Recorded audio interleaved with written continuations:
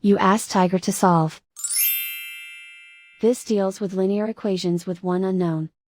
The final result is x equals 19. Let's solve it step by step. Group all x terms on the left side of the equation. Subtract 12x from both sides. Group like terms. Simplify the arithmetic. Group like terms. Simplify the arithmetic.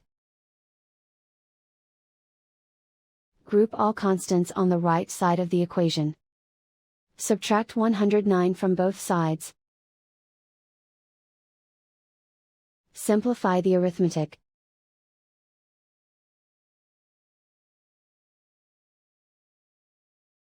Isolate the x. Divide both sides by -13. Cancel out the negatives.